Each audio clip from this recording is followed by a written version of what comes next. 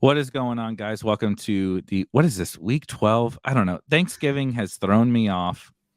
We are on to the main slate. Everybody is food in a food coma from all their turkey and stuffing and all of that from Thanksgiving, but the main slate still exists. And here we are with the Underworld Stack Fest, brought to you by Player Profiler here on RotoGrinders.com. I am your host, Erik Beimfohr, joined today by Dario Offstein. We'll see if Matt will join us with his presence. He's probably he's in a full sweat from the U.S. Draw. U.S. men's team put up a fight with England. But Dario, we're here. How was your Thanksgiving? Was good. Got to see a lot of family members you don't see very often, and just enjoy a lot of good food. And then just completely veg out on the couch watching the night game with the Vikings and the Patriots that turned out to be a pretty good game. Isn't it nice so I thought, stupidly, because I'm clearly not very good at predicting these NFL games, was like the early game I was so excited for. I was locked in for Bills-Lions. I thought it was going to be the game of the day, and it was good, right? Obviously, you get a 3-point game down to the wire. That was fun. Up and down from the Bills, for sure. The second half was not awesome from the Bills. And then the Cowboys, I thought, we were talking before the show, I thought as a big Cowboys -9.5 better, that the Cowboys were just going to curb stomp the Giants. That did not come to fruition. They pulled away a little bit at the end, but that game was actually more interesting than I thought it was going to be. And the night game, which I thought was going to be a total snooze fest, was awesome. The Vikings looked great.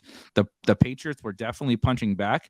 It was a lot better football on Thanksgiving than I really thought it was going to be. So that was a lot of fun. Hopefully, this main slate can live up to it. And I do think this main slate, segueing into that, is super fascinating. We have a lot of injuries.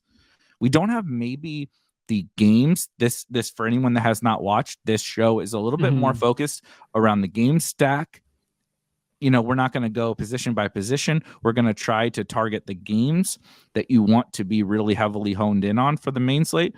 But I do think there's a lot of fun variables, mostly due to injury, that set us up for this, where you can, if you have a game you want to stack, it's not a situation where like you have to make it fit around X running back, or you have to make it fit around X, tight end or whatever. You have the value this week to make almost any game work. So that does make things fun for this type of show that we're doing. Yeah, just to quickly hit that, the Leonard Fournette officially doubtful as of maybe 2 hours ago. And then Raheem Mostert also looking unlikely to play. So Jeff Wilson and Rachaad White are looking like those clear value smashes this week.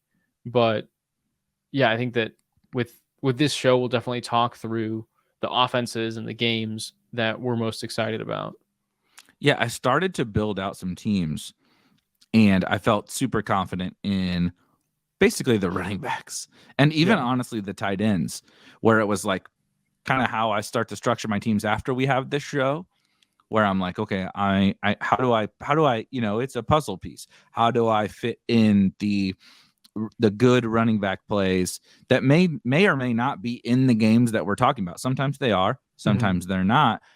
How do I fit them in amongst the games I want to target from the conversations that we have here? And this week was it felt like early season, where it was like, whatever game I want to stack, I can do it. Because like you said, there's Rachaad White. I really like, maybe I'll even pick your brain a little bit on, like, I really like Michael Carter against the Bears. Even on the other side, I don't like him, but there's still David Montgomery without Khalil Herbert. The running backs are there for us to plug and play and mix and match in our lineups with these games that we want to target, which makes the week kind of crazy, but also like the whole now crux of the week is, what game do you stack, right? Sometimes it is, what running back am I playing? Am I playing the Kenyon Drake thing? For anyone that played last week, Gus Edwards is out, whatever. I played Kenyon Drake. I'm an idiot. I'll hold my L. It is what it is. But like I played David Montgomery and Kenyon Drake. I was like, I'm doing that, and then I'm going to stack the games that I want to stack.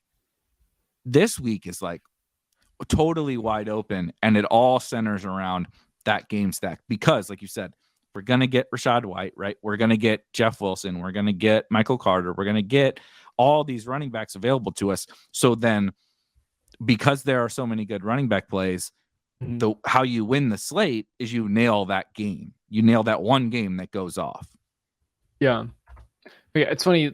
Every week, it seems like you look at the top of your contest, and the guy who won just had some totally uncorrelated, like ridiculous thing where you're like, how did they even get to that? It just makes it all the more infuriating with trying to find these plays that make sense logically. But yeah, I also think there's a lot of deep receiver value on this slate, frankly. Like there's just so many. I was looking at this for my Monday show where I talk about the main slate, and it just seems like Terry McLaurin, Allen Robinson, Josh Palmer, Hollywood Brown is, I think, 5,300 on DraftKings because of the injury. Like Garrett Wilson, DPJ still. Demarcus Robinson led the Ravens in targets last week. He's 4,300. Like it just doesn't stop. And Sky Moore, stone cold minimum, coming off his best game. What the hell are we doing? What are we doing, DraftKings? Like Kadarius Toney is out. I know Juju's back, so that throws a wrench into things. But clearly, Sky earned something,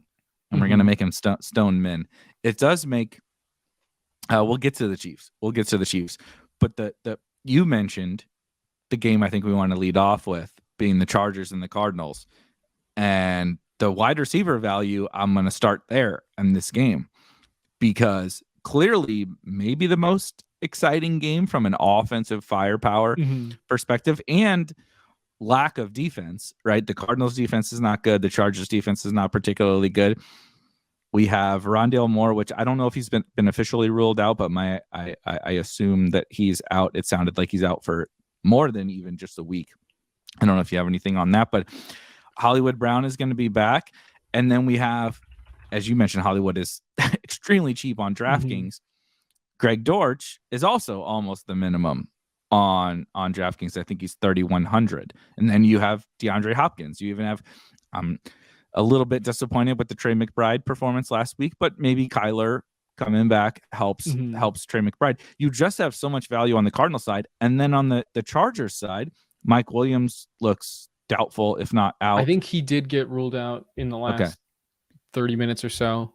Yeah, for anyone watching, we're recording this on a Friday afternoon, so the news is rolling in basically while we're doing this. But Mike Williams appears to be out. You have Gerald Everett that's back, but then Josh Palmer popped up with the best game of his career last week. Only a 2-year career, but still, So we have you start at where I'm not trying to ignore DeAndre Hopkins, but if you start at Josh Palmer and work your way down.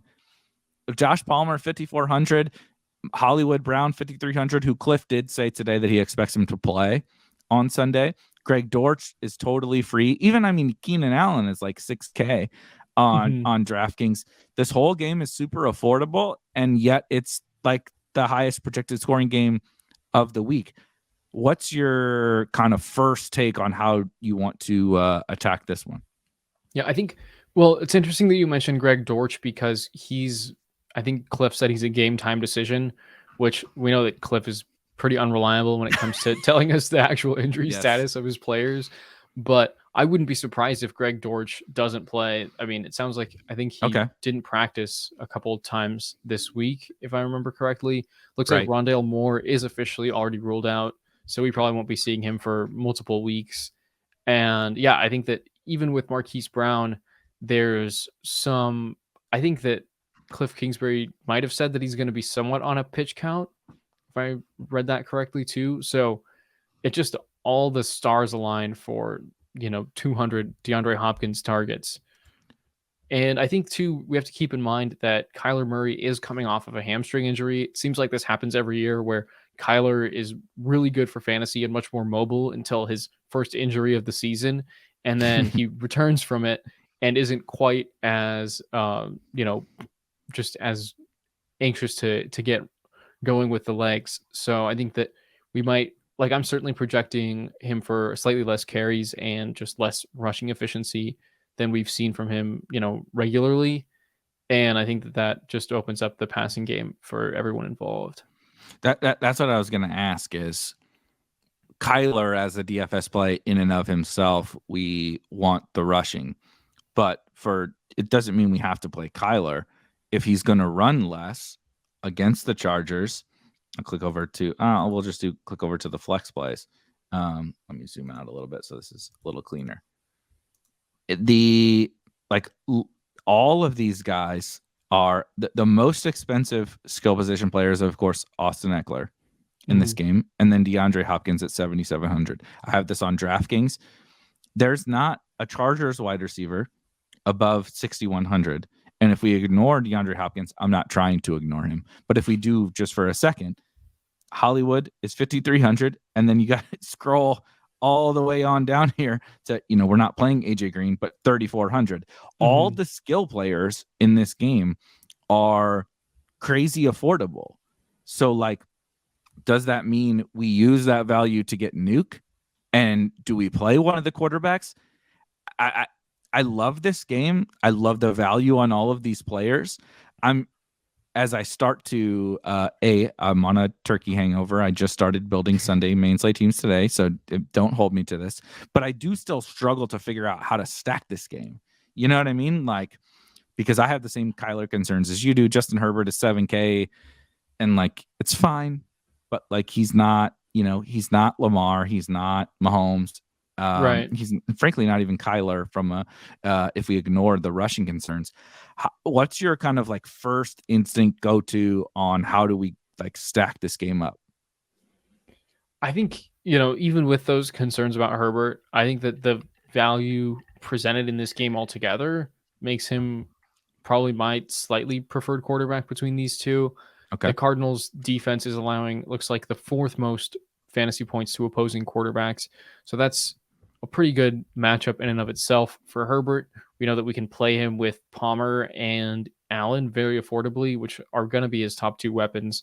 We've been touting Gerald Everett for most of the season. We like him, even though he's kind of gone cold of late, but I still think he's, very decent stacking option. I think the Cardinals are pretty weak when it comes to defending tight ends. So I think just overall looking at this game, the Chargers are still the favorite. So a couple more points going their way.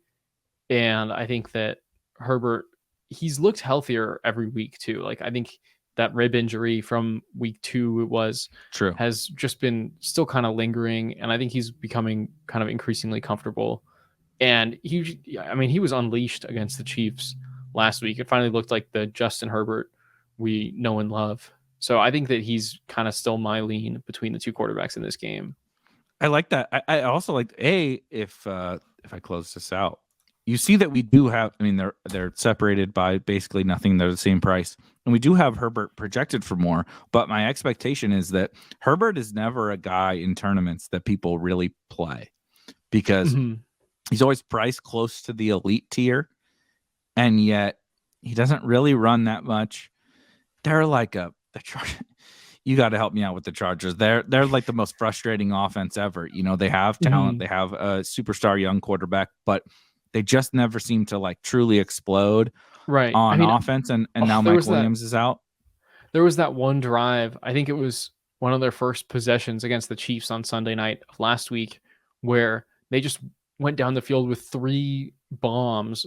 And I think I was just like, oh my God, like this is the Chargers offense we all thought we would see this year. But yeah, I think that he's definitely been handicapped by the injuries to Williams and Keenan Allen. Like when you have to throw to Austin Eckler 12 times a game, those are not going to be deep targets. So I think there's some decent reason for optimism with him being able to just like get the ball downfield further. Obviously, for his status, we'd like for Mike Williams to be healthy too, but I think we're gonna have to wait another couple of weeks to get that. But I think that, like you said, Justin Herbert probably not gonna draw a ton of ownership, so I'm still kind of into him this week. Definitely. What is your go-to? Let me click over. I'll just do the flex and kind of we can ignore Eckler. We don't have to ignore Eckler. But what is your go-to way to stack up Justin Herbert in this game? Is it, as a DFS player, anybody watching this has been playing DFS for a long time. We have this sick mental block on Josh Palmer goes nuts last week, right? And you're like, well, he can't do it again. Yeah. So I can't and then I'm going to pay an elevated price for Josh Palmer after the 100-yard 2-touchdown game. I can't do it again. But Mike Williams is out. Keenan Allen's probably, he's going to be Keenan Allen, but he's not going to, like last week he was on a pitch count. They probably went past the pitch count because Mike Williams got hurt. He's probably not going to play he's not going to play 100% snaps, of course, but he's maybe going to be a smidge limited, and they just really don't have anybody else. I want to play Justin Herbert, Josh Palmer if we throw out last week in this stupid bias that I have. But is that kind of your de facto? Is that kind of your de facto go-to, or is it Keenan, Everett? What do you think about the Chargers skill guys? Yeah, I think that the obvious and clear one is definitely just double stacking him with Keenan and Josh Palmer. They're both fairly affordable. Sometimes you just have to really fight the instinct to get too cute with these things, right? And then I think too, it's still kind of early. I haven't seen projected ownership come through yet on our end for RotoGrinders at least. So I don't know if that's not yet. So yeah, we'll know in the coming days or hours probably what it's looking like the ownership projections will come in as. But I think with all the chalk on the slate, people might be inclined to pay up for, you use the running back chalk to get your Tua double stack that we're dreaming about every week in and week out. And that's just going to lead people away from these Herbert stacks. So I think maybe the way you kind of get creative on top of Keenan Allen and Josh Palmer is make it a triple stack, right? With Gerald Everett. Or I think that James Conner as the run back is very interesting. We know that the Chargers run defense is one of the weakest in the NFL. So that's kind of the way I'm looking at it, is Allen and Palmer are really the value plays that make Justin Herbert, I think, your most viable stacking quarterback in this game, and maybe on this slate altogether. Probably not, but then but yeah, so I think that would be the way I'm thinking about it. I like the Connor thing because I went to running back when you said that, for anyone watching, and you look at the screen, and Connor is actually our fourth highest point per dollar, even though he's 6,600 on DraftKings. He's our fourth highest point. Now, I don't think this has been fully adjusted for, Rachaad White, if Lenny is officially out, which you and I are treating him as out. Those kinds of things. I don't think anyone's played through a doubtful tag all season. So yeah, and Leonard Fournette's not the first guy I would expect to. My wife is getting home now, and the dogs are howling. But James Conner will still be at worst a top 8, top 6 running back or something like that. And he's oh my god, do you hear this? Yeah. This is I don't know if this is a good sign or a bad sign for James Conner. But talk a little bit while I mute for these psychopaths. Talk a little bit about the James Conner spot and the usage and all that kind of stuff, because he's gonna be crazy low owned given what he's done. And if he's gonna play every snap against the Chargers, that's pretty appealing. I mean, honestly, I'd be surprised to see him crazy low owned because, ever since they cut Eno Benjamin, he's been seeing a massive workload. We already know that he's their goal line back. He's had 3 touchdowns in 2 games since he came back. Or it looks like he came back in week 9, but it's been 3 touchdowns in those 3 games. And then he gets very well used in the receiving game. He's got a 10% target share when he plays. So I think that there's a lot looking good for James Conner. And the Chargers, they're just not good against opposing running backs. So I think that if he's going to be even remotely low owned, I think that makes him a pretty good play this week. Is he your preferred bring back? Or, so I do think the Chargers side, Herbert, Keenan, Palmer, Everett is kind of where we want to live. Mhm. Maybe this will then be the Eckler, 45-point game. But I do think from a game stacking perspective, it's interesting. Both of these running backs, as I'm thinking about it, both of these running backs are super fascinating for tournaments because if you think about a game script scenario and you say, what if the Cardinals get a big lead, right? These mother effers. The Cardinals get a big lead. We know what Eckler does in the passing game, but Connor's like a Kmart version of that, right? Plays all the snaps. We saw last year getting 6, 7, 8 catches in certain games. Obviously has the goal line work. There's ways you can play this game with these running backs that like you want to get away from some of that running back chalk. I'm not saying that's what we need to do, but if you want to, both of these running backs are super appealing. So I'm still like befuddled on everyone in this game is a good play, and I'm trying to figure out the best way to attack it. You know what I mean? Yeah, that makes sense. I think I kind of agree with you that we'll be thinking about this one as Sunday morning approaches for sure. And luckily, I mean, Greg Dortch is the only real game time decision because this is a 1 p.m. kickoff, and it's not like a game where we're going in with Mike Williams and Greg Dortch are game time decisions and James Conner's a game time decision, so I think we're lucky to have this one be a little bit clearer from the injury front, at least right off the jump. But yeah, I think that it is kind of a tricky one overall still. What do you think about the Cardinals wide receivers if Dortch does not play? Because Rondale is out, and I did confirm that. I know you will double stamp the triple stamp. Rondale is out. Dortch is a game time decision. Do you think that they don't really have a slot receiver then, right? Hollywood, Do you think Hollywood moves into the slot and AJ Green plays on the outside? How are you just trying to think through what happens if Dortch is out? I think that's a good point. I'm guessing we probably would see Hollywood in the slot when he is playing, and then AJ Green on the outside. And then, I mean, what was the point of trading for Robbie Anderson? Can anyone answer that for me? Because I think that this would be a pretty intriguing spot for him too. I know we talked about him a couple weeks ago, probably when we were talking about a Cardinals game like we do most weeks on this show. But yeah, I think that's a puzzling one. If Dortch is out and Robbie Anderson still doesn't see the field, I think we can just write off Steve Keim and Cliff Kingsbury for good.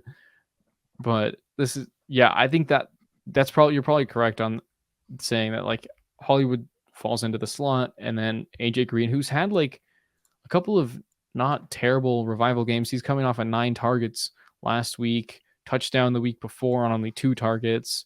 So he's not totally dead. I think he's, obviously a shadow of his former self that was absolutely dominant with the Bengals. But I think that he's probably the guy who's going to get the snaps in light of all the injuries. I mean, he played 75% of snaps last game with Dortch and Rondale getting hurt during the course of the game.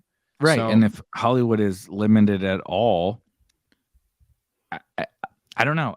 It makes me sick to my stomach to even bring up AJ Green, but at 3,400, if he's going to play every snap against the Chargers, I think he's viable, and people will not do, maybe I'm wrong, but I don't believe, right? So Dortch is sexy. Dortch is did you just see what he just did at 3,100? Right. It's that I want to click that guy.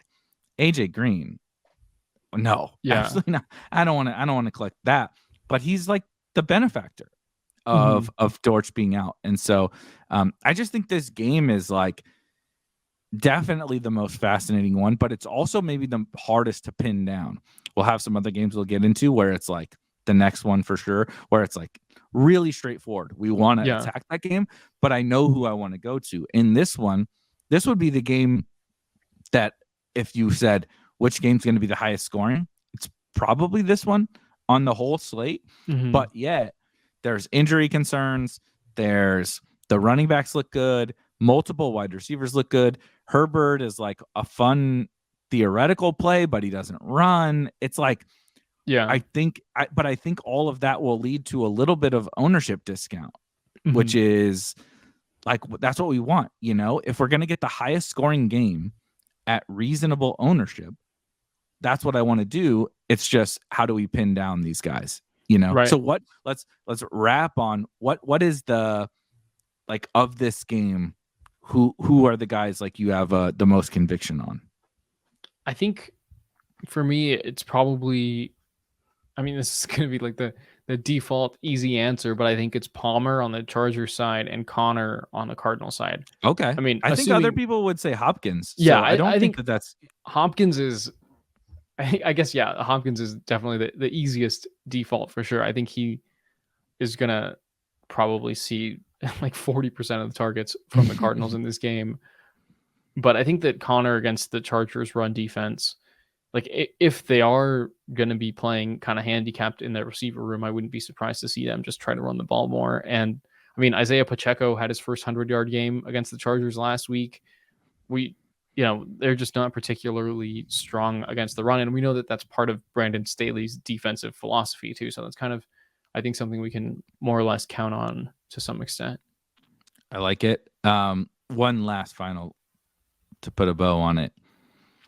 Is Hollywood going to play? If you had to, someone put a gun to your head and said, is Hollywood going to play enough at 5,300 and low ownership? Because you see here, we have him projected for 6 points, right? So we're projecting him to be very limited. I think, but what would you do with this if I said he's going to be 1% owned? What would you do with Hollywood? I think you probably run the risk with him a little bit. I'm pulling up our projections right now.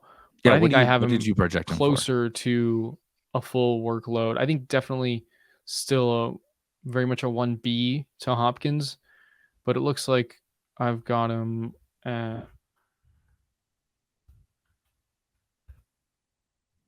I've got him at 10.3 PPR. So probably a few more routes, but nothing crazy. I think still being a little bit cautious. Probably, if I had to guess, it's probably like a 19 or 20% target share that I've got him projected at. Because I think, it's week 12, and it'll be the first time we're seeing him and Hopkins both on the field together because of the way the timing went with the suspension and the injury.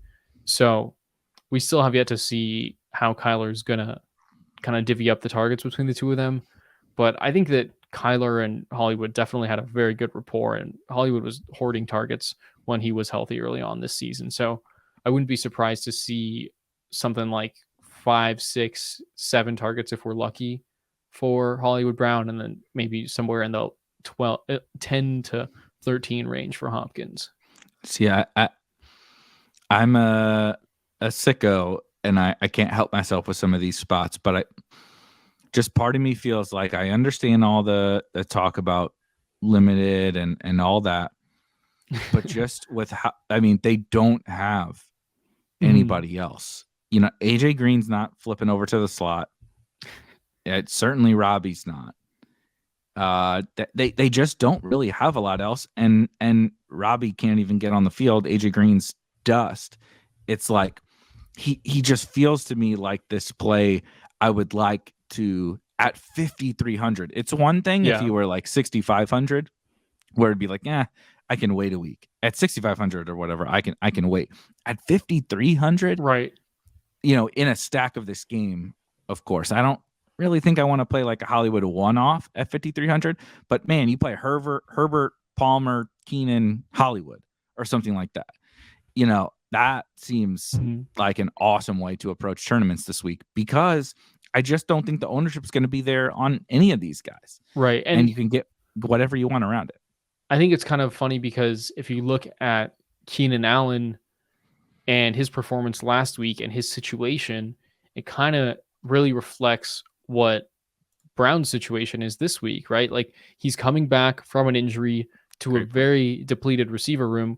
And if you could get Keenan Allen's stat line from Sunday night for, the 5,300 at Hollywood Brown's price, like 5 for 94, you probably take it. And I think that especially with the upside of actually ending up with a touchdown, that's a very good game for someone who's probably going to be low owned and, as cheap as he is.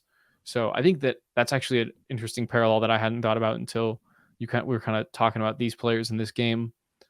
But yeah, I think that, like you said, it's the NFL. Like, if the dude wants to play, like, his coaches are probably going to leave him out there. That's kind of my thought. We're really getting our hand in the dirt, but I'm just trying to do the Madden experiment. It's like, okay, well, if Hollywood's not playing, it's who, and it's like, this is of course talking about Dortch being out. If Dortch plays, I don't know that I can do the Hollywood thing because there's a lot of paths to him not playing. But if we get to Sunday and Dortch doesn't play, I don't know, man. I feel like they just may be like, dude, we wanted to limit you, but tough shit. You got to play. And we see if he's getting some of that slot work, we see how valuable that is. Rondale has been crushing. Dortch just crushed last week. AJ Green and Robbie aren't earning any targets. Trey McBride's not earning any targets. Yeah, it's like, this could definitely upside. This could definitely become a Waddle and Tyreek situation where Brown and Hopkins are just both like that, commanding 25 to 30% of targets week in and week out, combining for like 60% of Kyler's targets, especially for however long Rondale is still out. So would you? I said we were going to put a bow on this 5 minutes ago. But it's a really interesting game. Would you rather Herbert, Keenan, Palmer, or Kyler? Again, this is assuming Dortch is out, or you can say Dortch is in, and you want to include Dortch in this. Kyler with Hopkins and Hollywood, or Kyler with Hopkins and Dortch. Which would be your? Is it still the Herbert side of it? Yeah, to me, it's still Herbert because he's just I think of more talented arm. And I expect Kyler's rushing floor and ceiling to be limited by this hamstring injury he's playing through or, coming back from.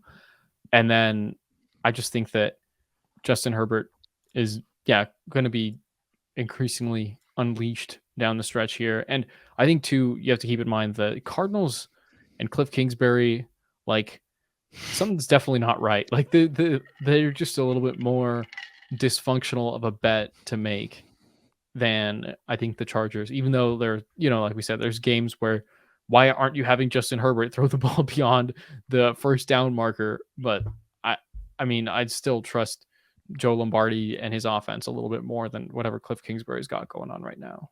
You mean the sideline that has Nuke yelling at Kyler and Kyler yelling at Cliff and Robbie bitching because he's not getting in the game? You mean that's not a good situation to invest in? I agree with you. But I'm glad we spent a lot of time on that game, because I think whether or not you stack that game up, it's kind of a crux of the slate.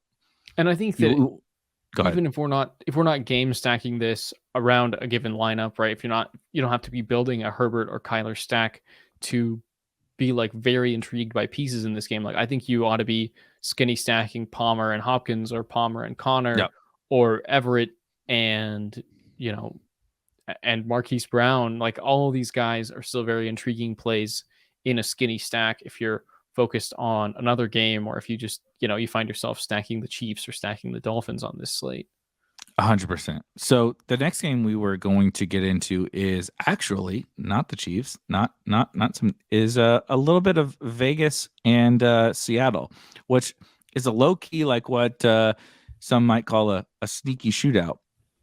Mm-hmm. The opposite of the first game we talked about, where I feel less confident in this game, like shooting out or whatever. Not that it won't.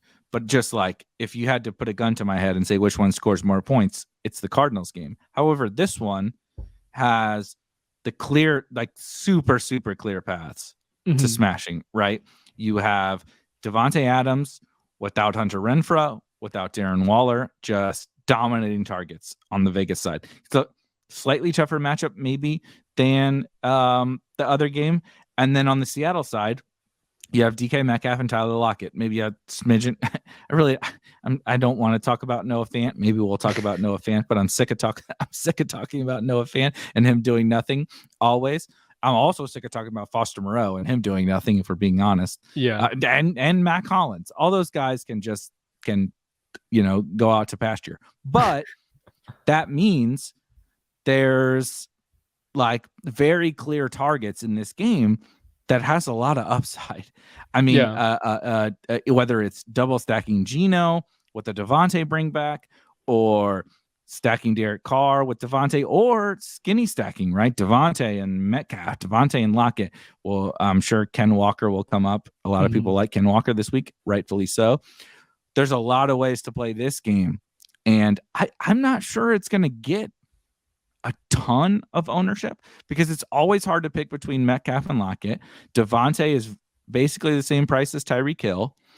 It kind of like falls in this weird range, and like no one's excited about the Raiders. I mean, the Raiders aren't excited about the Raiders. The Raiders are ready to go home. So like it's kind of a fun game, but like a little bit of pause. What's your first take on this one?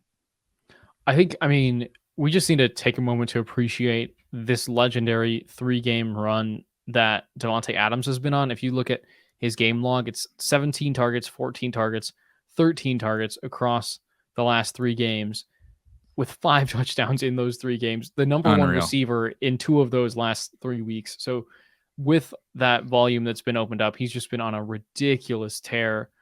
And I mean, obviously that's driving up his DFS salary. And the cornerbacks on the Seattle side of the ball are pretty sneakily good, but I think you still aren't exactly going to be betting against the guy who has shown that he's probably I think like a lot of receivers say he's the best receiver in the league, right? I don't know if you saw that series in the offseason where I think Brandon Marshall was visiting with like all the stud receivers and asking them to rank the guys in the game. And it's like, even, Justin Jefferson and Jamar Chase and Cooper Kupp are telling you that Davante Adams is the best receiver in the league. So that's pretty serious. He is. I think we've probably talked about Raiders games more frequently than most people, but a lot of the times I feel like it comes back to Davante Adams, because what we just saw, like you said, for the last 3 weeks was always there. It kind of not totally went away, but you see the game logs here. We had the week 1 with 17 targets where everybody was like, holy shit, he's still Davante Adams from the Packers. And then like, okay, not good, not great. Okay, 13 targets, but not a smash game.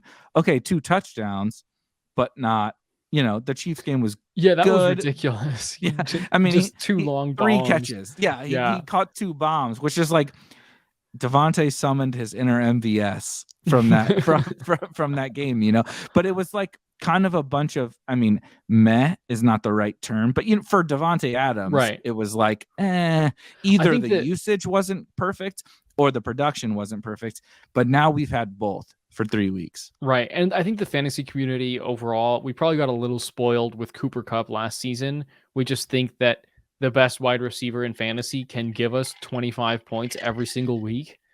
But that was the first time it's ever happened. It may continue to be the only time it's ever happened. So like, I think Davante Adams is still as good of a bet as anyone else in the game. How do you mentioned the matchup for Davante Adams, and the matchup for Davante Adams then kind of rolls into this game environment. At the beginning of the year, we thought, oh my God, this Seattle defense is going to be terrible. They got like a 5th round rookie at corner. What's it? Tariq Woodley? Yeah. Woolen. Yes. Thank you. It seemed like not great, but the Seahawks defense has sneakily gotten better. Do you have any concerns about the Raiders kind of being a bit of a mess? Probably the understatement of the year. The Raiders really not being great right now, and then Seattle kind of coming on as a defense in terms of this game environment. I mean, I think that one outcome I can see very realistically is like it ends up being a big game for Kenneth Walker. The Seahawks get ahead, and then if the Raiders are trailing, like all the more reason to love Devontae this week. I think that True. if they're going to win, like maybe if the Raiders get a very favorable game script, it's a big Josh Jacobs game. But I think if they're going to win, they're still going to need to run a lot of the offense through Adams. And if they're playing from behind, like Derek Carr should just continue to pepper him with targets. So I think Devontae Adams is almost, he's pretty game script proof. So I think that doesn't, I think that lessens the concern of the matchup if they're going to have to throw the ball 40 or 50 times. And forgive me if I don't think that the Raiders are game script. If the Raiders blow someone out the rest of the year, I will hold my L and be happy to come on here and say I was wrong. I don't see that ever happening. The defense isn't good enough. The offense isn't good enough to certainly not. I can't believe this, by the way. We're in week 12, which obviously we're far into the season now. But if you just said months ago that, like, if you were worried about someone blowing out someone in the Raiders Seahawks game, what would you say? I would be like, well, the Raiders would ransack the Seahawks, but it's probably the opposite now. But to your point, there's really no game script, and that's important. I wrote about this today with Rachaad White, that it's like assuming Fournette again is out, he's just like such an impossible fade because there is not a game script that he doesn't smash in. And Devontae Adams is the same way. Oh, yes. If I'm totally wrong about this and the Raiders win 30-7, will he get his total ceiling outcome? Maybe not. But guess who's going to be involved in those 30 points? Devontae Adams. Josh Jacobs projects fine, but he's not going to go run for 200 yards on this defense and like grind it out. They need Devontae to score points. And so I do like that part about this game. He's like the wide receiver Rachaad White. It's like if they score a bunch of points, guess who was involved? Devontae Adams. Right. If they're down, if they give up a bunch of points and they're down, guess who's going to get 20 targets? Devontae Adams. Yeah. So it's kind of that's like what go ahead. I think it's not unlike the Nuke Hopkins situation where it's just like, dude, their offense clearly needs to run through this guy, and win or lose, he's going to be very involved. So what about the well, let's actually do the Raiders. Is there anyone else? Are we giving up on Foster Moreau? Are we giving up on Matt Collins? Is there anything else if we want to like full out stack this game? Is there anything else on the Raiders? I think that Matt Collins is definitely more intriguing than Moreau. He's shown a pretty decent ability to earn targets a few games this year, and I think he had something like 9 targets last week. Yeah, there it is. I played him. I played him in these 2 games. If you were curious, and not this one, and not where's the 40 spot he had? Yeah, not this one. And I played him in the 2 catches for 17-yard games. But yes, anyway, carry on. But yeah, I think that we know that football and DFS are just super inconsistent. So a guy who has that game in his repertoire is someone that I think we should be interested in playing at 4.4K. And then Moreau's a little bit tougher to trust because his involvement hasn't been as good recently. He's kind of one of those dudes where you pencil him in if Waller doesn't play, but even though he's played over 90% of snaps in every game since week 7. And he had 5 targets, 9 targets, 5 targets in those first 3, but the last 2 weeks, it's only been 4 and 3 targets. But I think he's still kind of worth a look because his route participation has stayed consistently high. Like even last week with only 3 targets, he was in on 73% of routes for the team.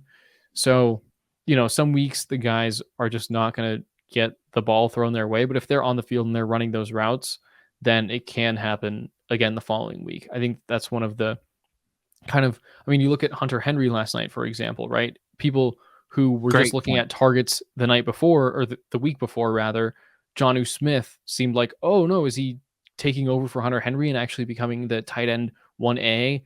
But if you were looking at the routes and the route participation, you knew that Hunter Henry just kind of had an unlucky stretch there, but he's still been running more routes than Jonnu Smith. So I think at tight end especially, I like to pay close attention to route participation because it seems like it's a little more fluky which games you get the 7 targets and which games you get the 2. Yeah, I mean, none of these guys, awesome comparison that you made. None of these guys at tight end outside of Travis Kelce, Mark Andrews, RIP Kyle Pitts. None of these guys, goddamn, I'm so mad we even are talking about this because now I'm just going to tilt Kyle Pitts for the next couple of hours. But none of these guys are the best players on their offense, right? Hunter Henry is not. Dalton Schultz is not. Yeah. TJ Hawkinson, like, let's use the Thanksgiving Day. TJ Hawkinson is a fine football player. He's not better than Justin Jefferson. Foster Moreau is not better than Devontae Adams. He wasn't better than Hunter Renfrow. He's a backup to Darren Waller for a reason. But when you are just out there, and my favorite thing about Foster Moreau is the Hunter Henry example. People weren't playing Hunter Henry necessarily in DFS, but there's this insane flop lag that, like, he's playing every snap, he's running every route. And there's like almost no tight ends that do this. And the ones that do it, we have to pay. Mark Andrews is 6,500. Travis Kelce 7,700. Travis Kelce doesn't even run every route. He's just a mutant. But everyone has been playing Foster Moreau since Darren Waller got hurt. All these shitty 5-point games, 9-point games, 4-point games. Everybody's playing Foster Moreau. I feel like now is when you play Foster Moreau. Is like everybody gave up. This is what happened with Devontae Adams. Before he started his insane stretch, everyone gave up. They were like, he was playing the Jags, I believe it was.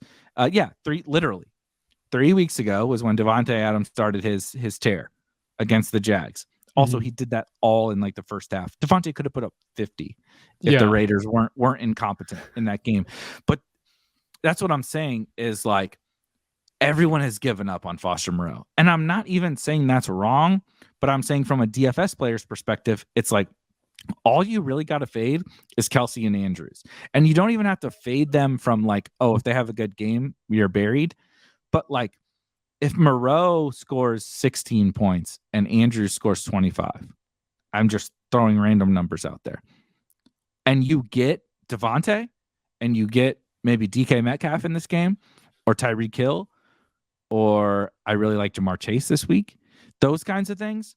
If you get those guys with the savings and you come close enough to these other stud tight ends, this is the reason people have been playing Foster Moreau for 2 months.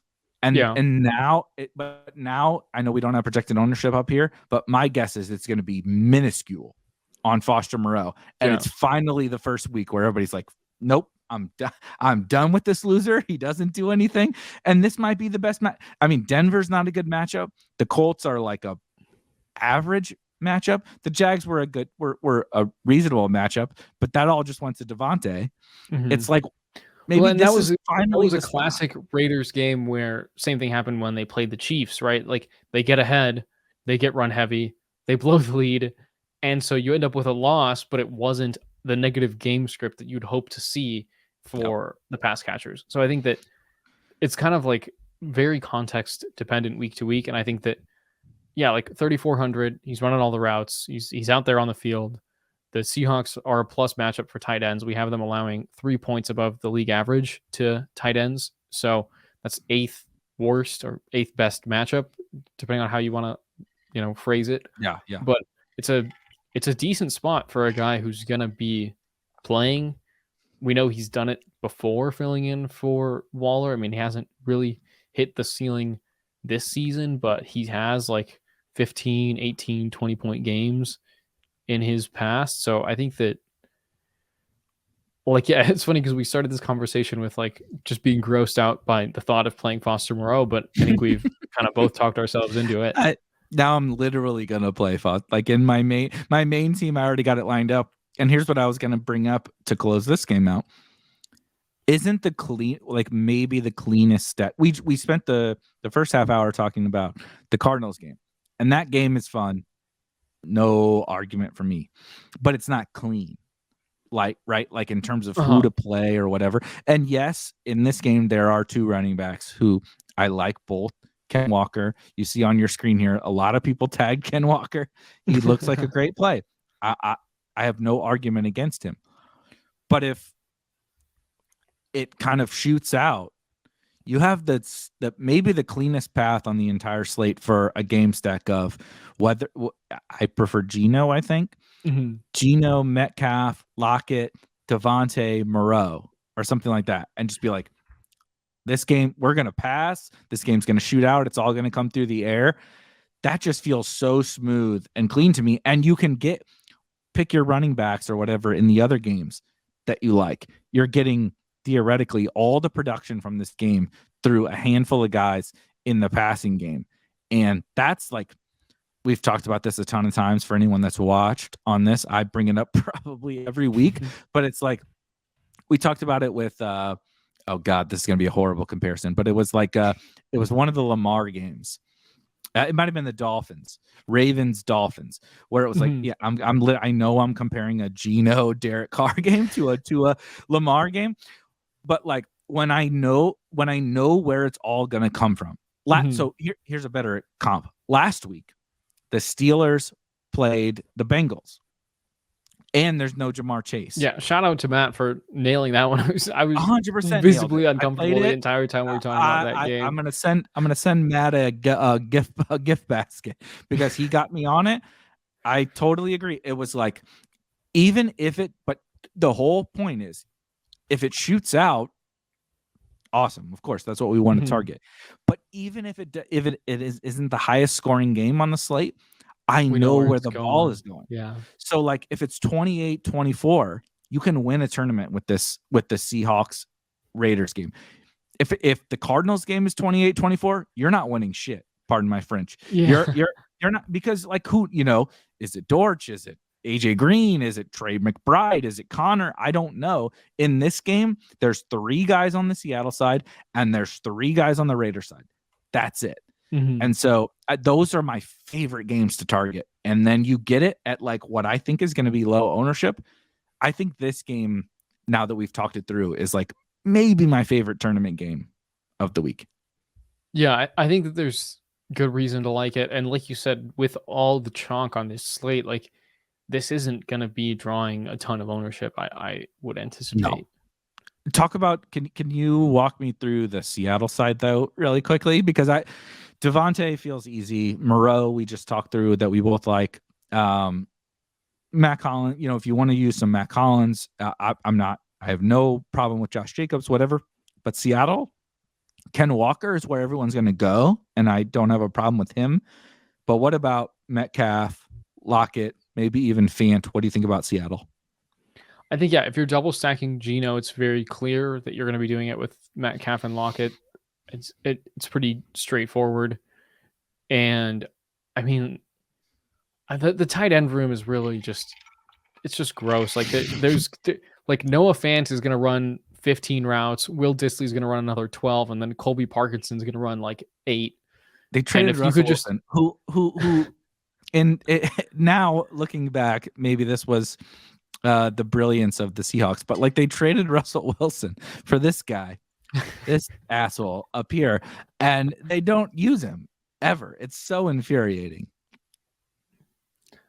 Yeah, I think that's kind of like, maybe if I'm building 150 lineups and 15 or 20 of them are Geno stacked, maybe 10% of those I'm sprinkling in Fant, and maybe one of those I'm just like throwing a prayer on Dissly. But it's really just another one where I think it's best not to overthink it. And you play Lockett, you play Metcalf, they're going to catch most of the touchdowns from Geno and a lot of the yards too. So I think it's pretty open and shut with the Seahawks offense, at least through the air. Before we move on to kind of the pristine offenses of the slate, because honestly, these 2 games are kind of the most exciting games. There's a couple other offenses we really want to target.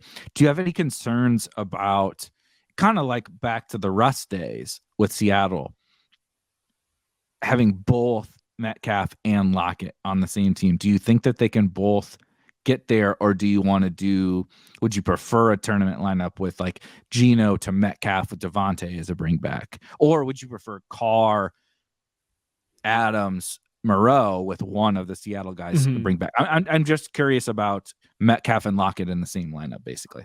I think that's actually, I mean, that would make that thought makes me want to just like research the kind of correlation between Metcalf and Lockett, because I feel like we've seen a good many games where they can both get there for you with like 70, 80 yards, a touchdown apiece. But maybe when you're looking for that 90 plus percentile outcome for one or the other, that hinders the the other one of them not hitting that crazy ceiling.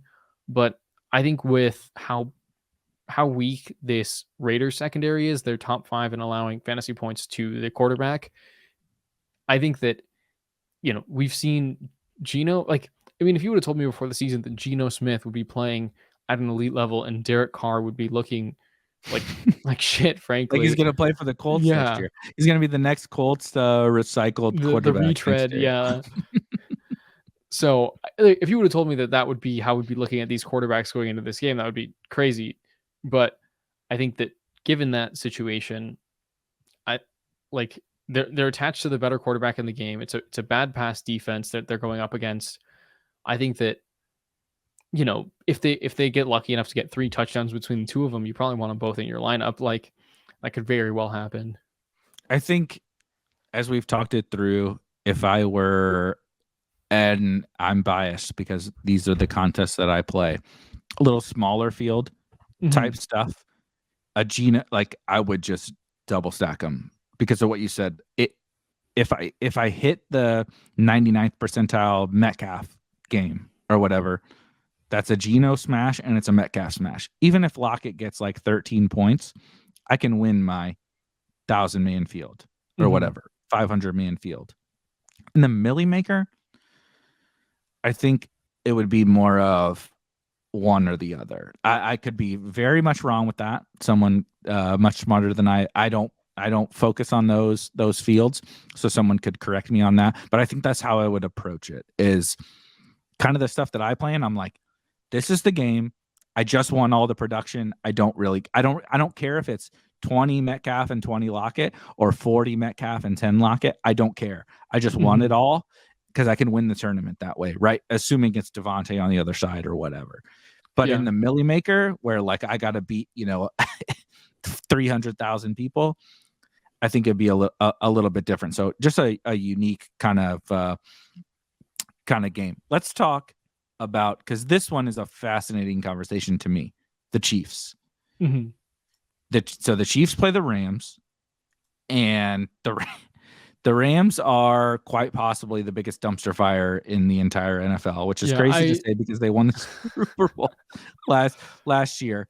But as you see here, we don't even have I haven't seen Stafford news. Is he officially out? I don't know. I think he might be. I don't think anyone expects him to play. I don't know if it's officially been ruled out, but I think you can write it off. It's funny. I actually was looking because I was wondering if this was the case, and they have the longest money line odds of any game this season, the Rams this week. So that's just how far they've fallen and how strong this matchup looks for the Chiefs. What is your macro view on this game? Because I think that's more important than even necessarily some of the plays. We'll get into Kelsey and Juju and Sky and all that. But the Rams without Cooper Kupp and without Matthew Stafford, everyone's going to play the Chiefs defense is my expectation. Yeah. But if the Chiefs are going to win 40-7, that's still 40 points. That's still 40 points. So how do we go about this game if we don't think the Rams are going to be competitive? I mean, I think it's Isaiah Pacheco week is the big the big takeaway for me there. The Rams do on paper look like an above average run defense, but like you said, I think that given how this game could go, if you're Andy Reid and you have this rookie running back who's clearly been earning your trust, like, and you have a game where you can give him 25 carries, I don't see why not. Like, Clyde Edwards-Helaire is hurt. Maybe if it's a total blowout, Rojo comes in the fourth quarter. But like, I think this is the perfect Isaiah Pacheco spot. And then I think that because of the Kadarius Toney injury, it kind of clarifies the target tree on the Chiefs side as well, where like the obvious double stack with Kelsey and Juju is pretty likely to be profitable. Maybe you skinny stack one or the other just to kind of get different, or because maybe they just won't be throwing the ball that much. But the Chiefs are also overall pretty positive pass rate over expectation team. Like, even when they're ahead, they're not going to pound the ball like crazy. Is there anything from the Rams side that you would, so even if it's 40-7, the Rams are cheap.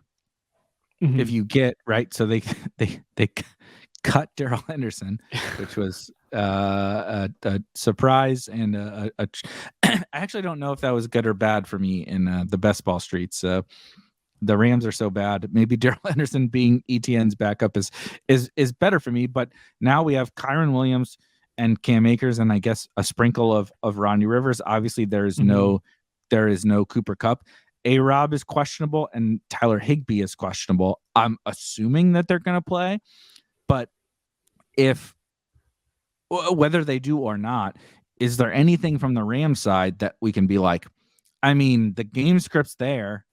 We know that the Chiefs are going to, I assume we know that the Chiefs are going to kind of ransack these guys. Is there anything, Allen Robinson, Van Jefferson, Higbee, is there anything on the Rams side that you're interested in to make this like a fun game stack? I think for me, it's probably Higbee, just because they're rolling with their third string quarterback.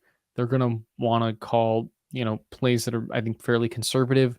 We've seen Higbee get a lot of work in games where they are playing from behind. So I think, like you say, if they're probably both going to play Robinson and Higbee. I mean, the Rams could just totally throw in the towel and say, no, you guys can take the day off too. 100% of snaps of 140-pound Tutu, yeah. But yeah, I think for me, the run back, if I'm game stacking this, is probably Higbee, because I think that, they do have to throw the ball a few times and it has to go to somewhere. But I don't hate the idea of just saying, screw it, we'll just stack the Chiefs and not even think about the Rams side. Play the Chiefs defense in your stack while you're at it. Yeah, I don't think you need to play a Ram, but I think you can. And it makes me sick to my stomach, because Allen Robinson is not my kind of guy. Van Jefferson is definitely not my kind of guy.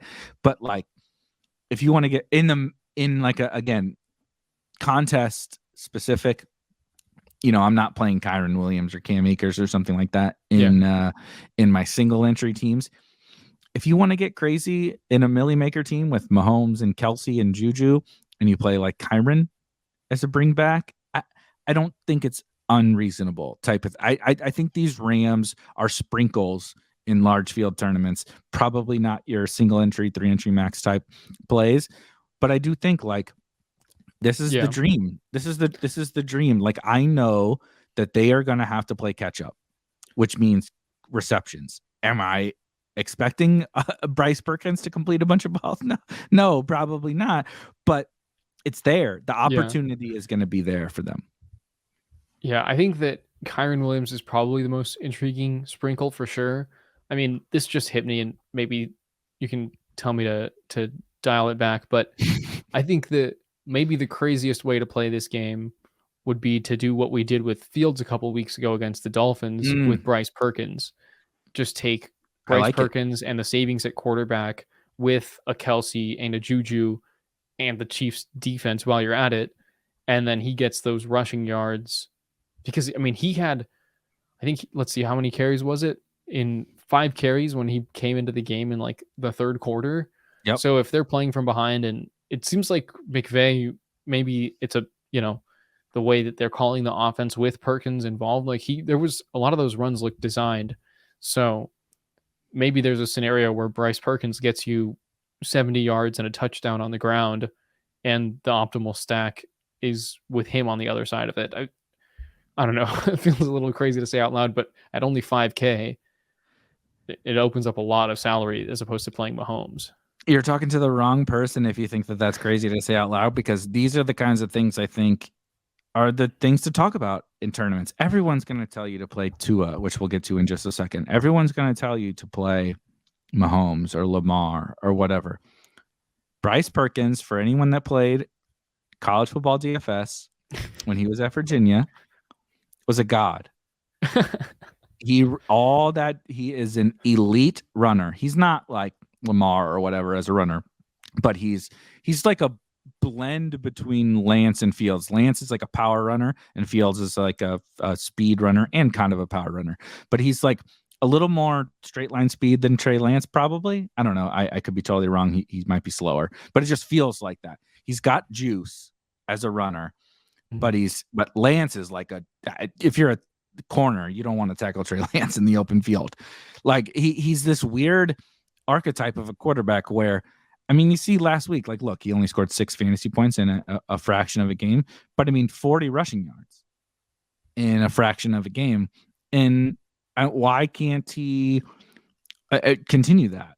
Like, he's going to run. I'll tell you this much. He's going to run. Is he going to run for 30 yards or is he going to run for 100 yards? Obviously, I have no idea. Is he going to be successful passing?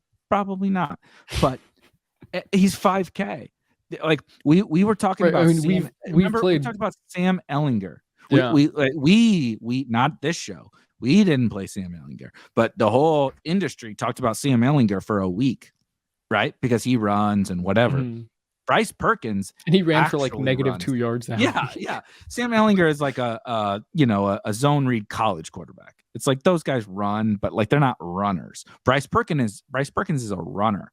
It's like, why can't he keep up just enough, right? You just need a couple of scores. The Rams to he keeps one zone read and runs for 60 yards for a touchdown. And Travis Kelce's unlocked, Juju's unlocked, MVS is unlocked, and maybe he throws a bomb to whatever. You don't even have to stack him. Like you said, he can be your Justin Fields. I think he's a more reasonable tournament play than everyone will admit, basically, is all I'm saying. He's probably going to score 9 fantasy points. That's like, if I'm throwing a random projection at the wall, it's like 10 points. But if he legitimately has 100 yards and a touchdown rushing in his range of outcomes, and then all you need is like, dude, just give me like 150 passing yards. That's what Fields was doing. It's in the range. They're going to be down by 1 million. I like your idea of like what you said with the Fields with Tyreek and Waddle. It's him with Kelce and Juju or whatever. Right. I mean, we have him projected for more points than like, the Kenny Pickett's and Andy Daltons of the world this week. And I think it's, pretty straightforward given the rushing floor. So there's definitely a world where Mahomes doesn't air the ball out as much as we'd like him to, because it's a very easy game script for them. And then Bryce Perkins ends up being the best quarterback for, he's what, like 3.5K less, like 8,200. Yeah. He's 3,200 less and projects point per dollar. Again, point per dollar is not everything. You need raw points, but he's right next to Patrick Mahomes. I think he's getting, so fun fact, you see our boy Gino up here at the top of the point per dollar rankings. You see Derek Carr, in the top 5 of the point per dollar rankings, and followed up not that far away by Bryce Perkins. I think that some of the guys that we talked about here, we're very excited about that Cardinals game, but these guys can be the linchpin of the slate because Mahomes is very expensive. Kyler and Herbert have flaws. Lamar doesn't have anyone. Lamar threw the ball to Demarcus Robinson like 12 times last week. That's not particularly exciting from a quarterback upside perspective. It's like, outside of Tua, which is what we're going to polish up the show with, it's like there's not a lot here. At quarterback, it feels like a wide open week, but there's not a lot. So if you can just get like we're really stretching it, but let's say you get 25 points from Bryce Perkins, like you can win the slate because you got everything else in your lineup.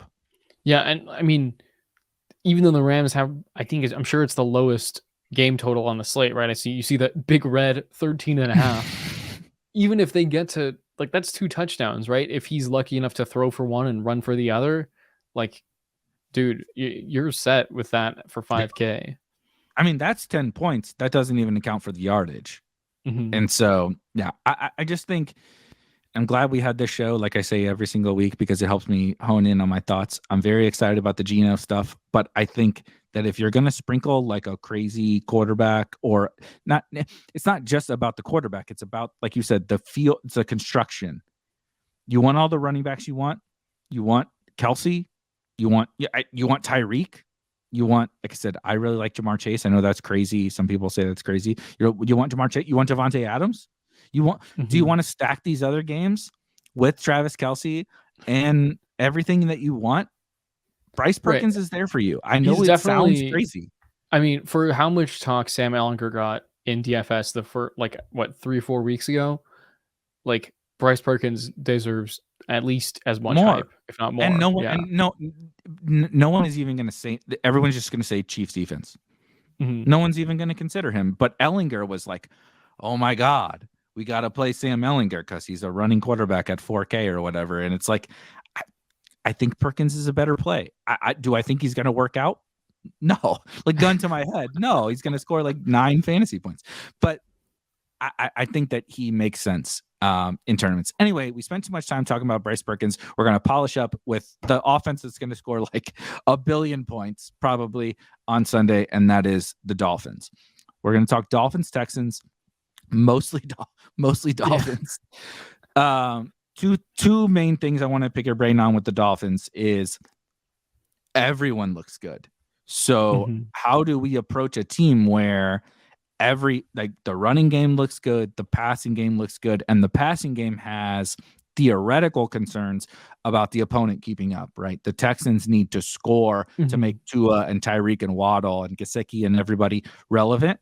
And then it looks like I haven't seen anything today, but yesterday the report on Raheem Mostert was very ominous, and it looks like we might just get a Jeff Wilson week. I don't know if you've seen anything more on Mostert, but I believe the report was it's an uphill battle for him to play on Sunday, which makes me really like Jeff Wilson. So how are you kind of thinking about the Dolphins in terms of your tournament exposure? I think that, just to add to the Raheem Mostert point, I think the report today had the word unlikely in it. So that is adding on to the uphill battle phrasing. And I do think that it's just definitely, even if, like, why force Mostert to play when you should be curb stomping the Texans? Yeah. And yeah, I love Jeff Wilson this week. He's been better than Mostert I think it's been 2 games now they've shared the backfield, and Wilson's gotten more touches, more snaps, more yards. He's more explosive on those touches. So I think that he's a very exciting play against this god-awful Texans run defense. And then the great thing about the Dolphins offense too is, like, if you look at the pass rate over expectation, they're still running slightly above expectation. They're, I think, maybe 8th in the league, if I'm counting correctly on this chart I'm looking at. So they're probably still going to throw the ball at least a little bit while they're ahead. I do think maybe it's more of a Tua, Wilson, and one of Waddle and Tyreek game, as opposed to a Tua double with Waddle, Tyreek, or Waddle, Gesicki. Like, I think I don't mind playing Wilson with Tua this week, because I think they're going to just absolutely run away with this game. And if Tua has a big game, it's still going to be a big game for Wilson. Where would Tua rank amongst your quarterbacks, or like say either a Tua, Tyreek, like compare Tua, Tyreek to our Geno talks, or Herbert, Palmer, or Kyler, Nuke? Where does it kind of rank in your order? Let me pull up some stats on Tua really quick. I think that, surprisingly, the Texans pass defense against fantasy quarterbacks spits out as being like pretty decent. They're allowing, I think, maybe the 6th least fantasy points to quarterbacks. And I don't think that's because they're good at defending the pass. I think it's because teams are getting up big on the Texans.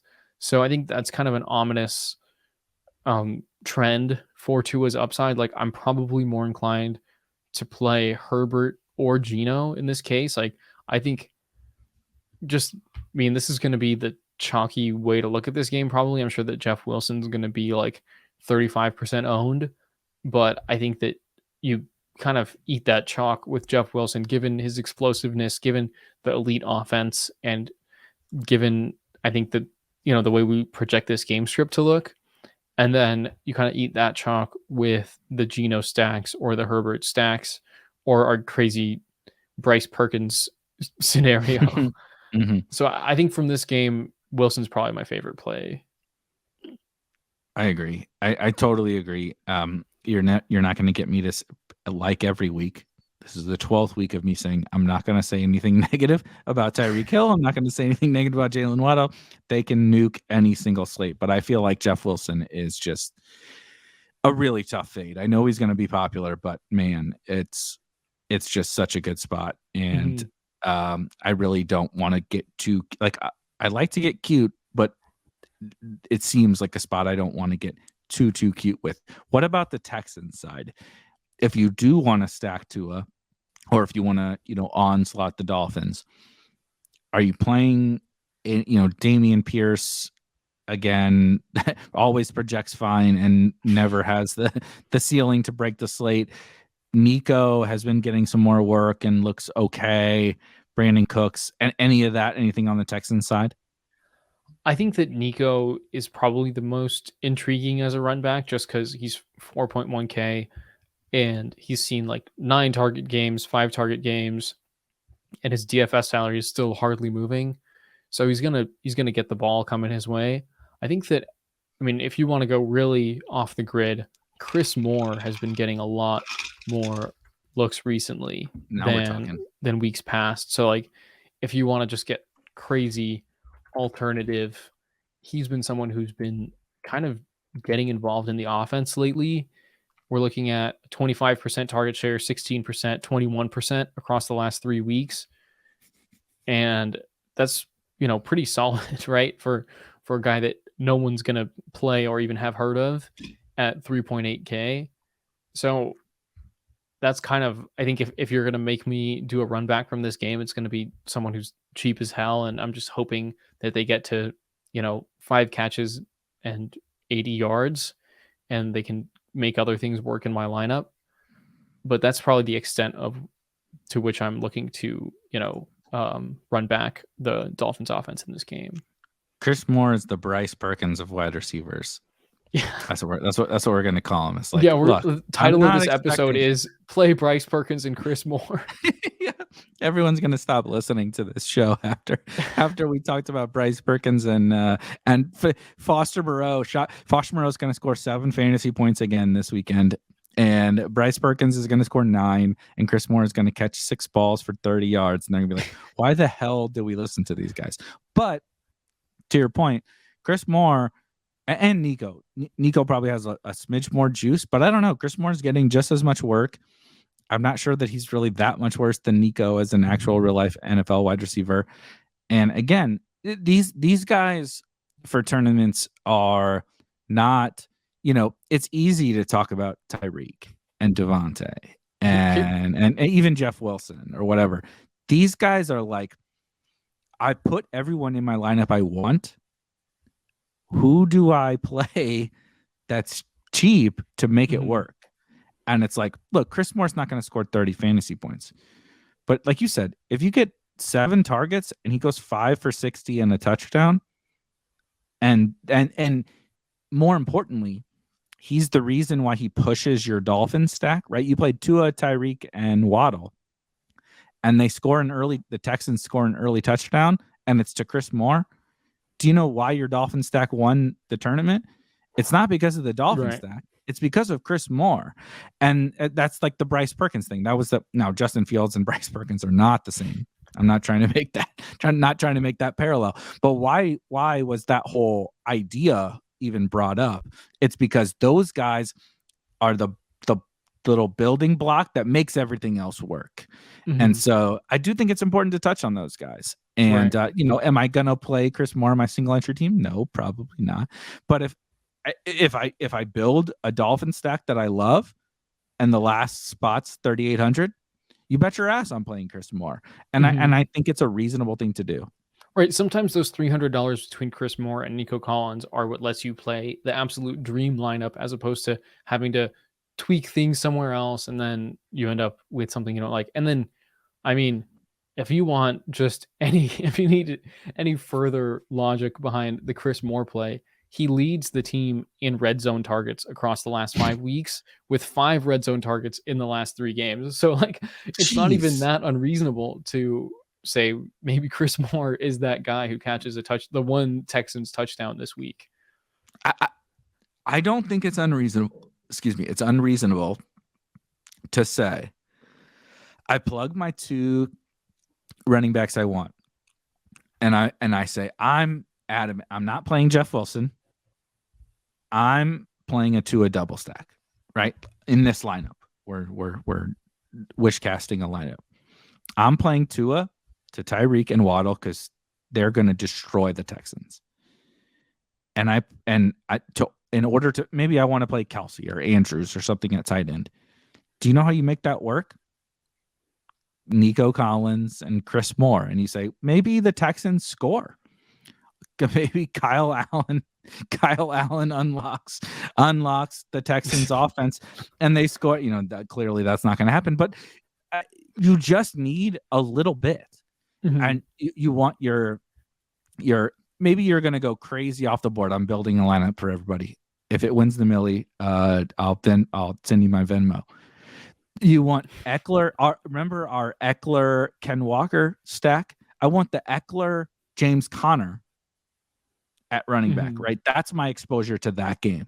And then I say, look, the Chiefs are going to crush the Rams, and it's going to be Travis Kelce. He's going to be the highest scoring tight end. And the Dolphins are going to score a ton of points, so I just want to stack their pass game. And I don't have a lot of money left.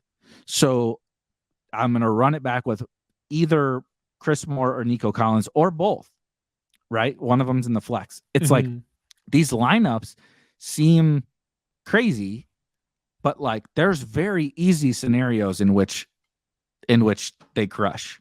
So, this slate has opened up to me a little bit as we've talked this through, but these kind of crazy builds are pretty fun. Yeah. So this is our cash game optimizer, which actually allows you to build. Basically, we're optimizing here on the median projection as opposed to the ceiling projection, which is how the GPP optimizer works. But here you can truly build your lineup from scratch. So we can do something like locking in Tua, Eckler, Connor, Tyreek, and Chris Moore, like you said. The rest of the salary is going toward Garrett Wilson, Hayden Hurst, Latavius Murray's another running back. I mean, we haven't even mentioned his name yet this episode, but he's lining up for at least 15 touches this week. And then, of course, the Chiefs defense, there's that's a lot. That's a really good lineup. And do you know what? That lineup won't even be duped in like large field tournaments because no one wants to play that lineup, but it's a really good lineup.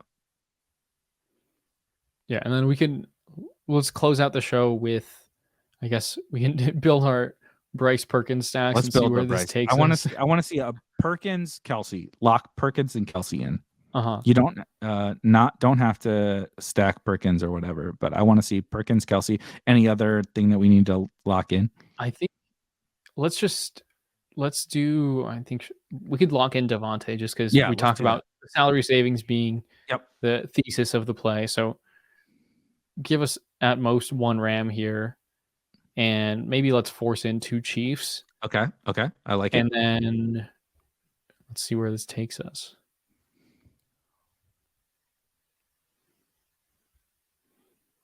Oh yeah, now we're talking. We also didn't talk about P. Ryan, which I'm not particularly interested in, but maybe that's me. It's like Rashad, P. Ryan, and Wilson. That's hilarious. But that's that's the value coming in for sure. Yep, 100%. You want Chris and Godwin and Rashad White, whatever.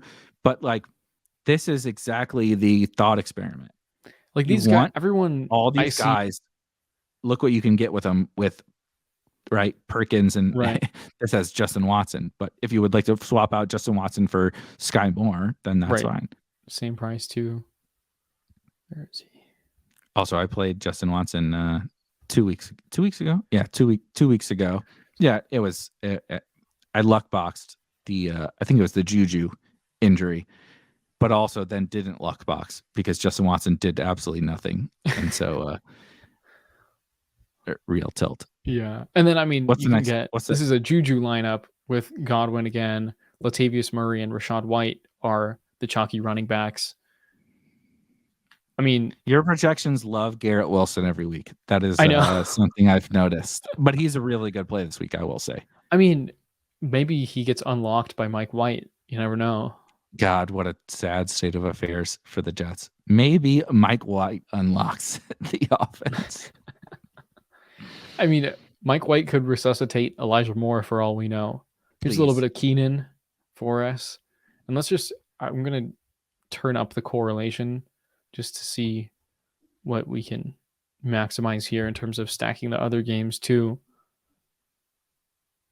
You get look at there, McKinnon. There, we're getting fancy at running back. Demarcus Robinson, Nico, ETN. Okay. Yeah, McKinnon, I mean, he projects nicely because he's been seeing a lot of targets these last few weeks. CEH being out opens up even more room for that. Pacheco, there we go. Pacheco. Our boy. See, there's your I love the force X amount of bringbacks with like the Bryce Perkins thing because you don't, those are not teams you would build intuitively. Like right. the And Pacheco, you Kelsey. You even get the Pacheco Chiefs defense stack. I think you can play Perkins with the Chiefs defense, like just because he gets lucky enough to, if he gets you there on offense, it doesn't mean he can't throw a pick six. Like I think it's very very sack, well fumble. in play. Yeah, he can score 20 points and the Chiefs defense can score 18 points. It's fine. Right. And then we could even swap Nico Collins for for MVS if we felt like it. They're right in the same price pool, but of course Chris Moore is our hot take coming out of here. But God, I think that cut that. We don't Bryce Perkins and Chris Moore and Foster Moreau hot take. We're gonna get banned off of the shows. But to be fair, we Khalif Raymond and DPJ and all these guys, it's been working. So maybe we're on to something. You know, what is it saying? A blind squirrel does find a nut every once in a while. Exactly. Is there any other game or play or anything like that you just wanted to point out real quick before we polish up? I think we've covered everything I had on the sheet here. I guess I think, I mean, we could run through a Geno double stack if we really wanted to. Run. Can you force a Geno, Metcalf, Lockett, Devontae team? I just want to see what it looks like. We should be able to do that because I can just tell it no stacking the running back or the tight end. Yeah. And then, one. Yeah, if we move it to 2, then we might get a Morrow and Adams on the run back. And that's fine. Might be my team on Sunday. But yeah, there we go. Lockett, Adams, and Metcalf. You get Pirine, Latavius Murray as the running back value. Chiefs defense is obviously going to be so chalky. But, I mean, this is a good-looking team. Yep. Love it. Absolutely love it. See, those teams are really fun to me. Keenan, Dulcich, Rashad White. That's just like, how could you not? Jeff Wilson. Garrett Wilson. Yeah, Optimizer seems to like Hurst a lot. Only 3,300. Yeah. I take notes every time the Optimizer is jamming someone in, like Joe Mixon. Ever since the Joe Mixon week, I'm like, okay, whatever the Optimizer is jamming in, I should take note of because I was not ignorant to. I was aware that Joe Mixon was a good play, but I was very stubborn. And so maybe Hayden Hurst is that guy this week. Yeah, but these lineups are all very sexy, I think, with the Geno double stack. You still can afford Devontae. Like you said, the cheap running back value really just unlocks everything for us this week. I mean, look at that. Being able to afford Devontae Adams with smash running backs and a Seahawks double stack is like that's the dream. And That's a tournament. That's how you make a tournament team. this Juju spot is nothing to scoff at either. Like you fit him in there too. Very nice. I think that both the 100%. defenses are very much in play in this Panthers and Broncos game. Like that's going to be a fun one for the fantasy like 20, defenses. 36 20, or 24 or something like that. Yeah. All right. As we always do, we have to wrap up. We have gone through some wild takes on this episode, so I'm interested to hear the conviction play. We wrap up every episode with what is the play, stack, individual player, whatever that you have to have in a tournament lineup to take down GPPs in week 12. Please don't say Chris Moore or something. But what is Dario? What's the take this week? I think you have to eat the Jeff Wilson chalk is my big one. Probably he's looked so good this year. He was above average in like rush over expectation while he was with the Niners. That's translated over very nicely to the Dolphins offense. We know McDaniel is an offensive guru. We know the Texans are a dream matchup for any running back. I mean, we saw like seems like every running back that faces the Texans has their best game of the year. So I think this is going to be just a very good spot for Jeff Wilson. I think we like to think about good chalk and bad chalk. I just think Jeff Wilson is good chalk this week. And as a side sprinkle, I'll mention like double stack Herbert. Don't forget to double stack some Chargers. Yes, we've talked about a lot of other things since then, but we have not. I promise you, we're not forgetting about the Cardinals and Chargers. I love the Jeff Wilson thing. I can almost assure you that I'm going to be playing Jeff Wilson on Sunday. I'm going to piggyback. I over the course of this episode, I got really into that Raiders game. I think my gut take is a full out game stack of both the Seahawks guys and Devontae, and I think bringing Foster Moreau along for the ride as well at tight end. Both Seahawks wide receivers just accumulate all of the targets in that game, right? Again, it's equivalent to, maybe I'm biased based on last week. That being said, Tyler Boyd didn't do shit, so it's not like last week. Last week it was just T. Higgins, but George and Samaje Perine. You didn't play Perine? I mean, my best ball teams would love the Perine game, but the old DFS did not. But T. Higgins, it was T. Higgins on one side and Perine, but on the other side, it was Freiermuth was very good. I know he didn't score a touchdown, but Freiermuth was very good, and George Pickens should have just absolutely blown the roof off the slate if you'd caught that goddamn last touchdown. one. Yeah. Oh my God. At the end. But it's the same idea. I don't need 70 points in that game. I need like 50 or 55, and it's going to go to my guys. And so Metcalf, Lockett, and the great thing is people are going to play Ken Walker more than they're going to play that passing game. And so I can get access to an awesome game and an awesome spot with a low owned stack. Very easy bringbacks. I mean, Devontae Adams is such a smash bring back. If you like Moreau or not, it doesn't matter. Maybe you prefer, like the optimizer does, you prefer Hayden Hurst. That's totally fine. But I just think that plug Jeff Wilson in and play that game stack, I think is my favorite way to approach tournaments. Anything else before we get out of here? I think we're good on my end. This might be our longest episode yet. We really get Matt dove deep into this slate. Yeah. We get Matt out of here, and we don't have to talk about Khalif Raymond ever again. We don't have to talk about Josh Reynolds, whatever. We get to talk about Chris Moore and Bryce Perkins. That's what you get here at the Underworld Stack Fest. For myself, of course, and Matt, we love you. We're just joking. Steve, always behind the scenes. And myself and Dario, we'll see you guys. Oh my God, we'll see you in week 13. Jesus, I can't believe we're already to week 13, but we will see you guys next.